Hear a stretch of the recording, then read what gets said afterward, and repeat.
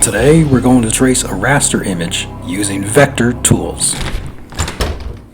So I've imported an illustration created in Adobe Photoshop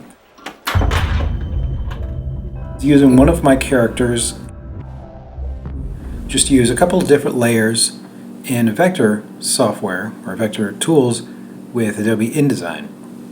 Now this has the two elements I've already created is the head and the hair, just the hair outline and the head outline. And with a vector graphic or with a vector software, when you create the outline, you will essentially also create the entire shape, the solid shape. So here's the pen tool, and you can make simple points, make a simple box.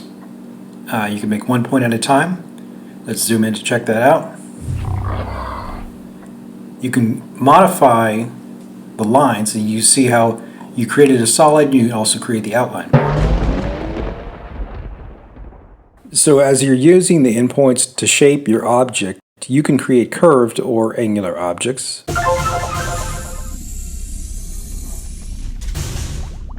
An advantage of tracing a roughly sketched image like this is that I'm forming the shapes.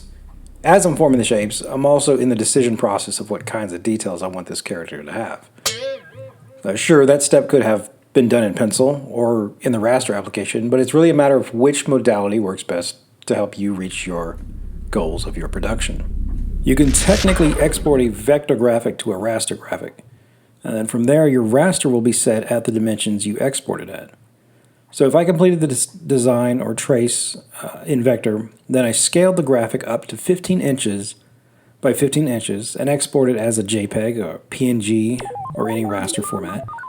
And that 15 inches by 15 inches image should be the largest that I print that raster copy at. And of course I wouldn't be limited to image size while using the vector's EPS format.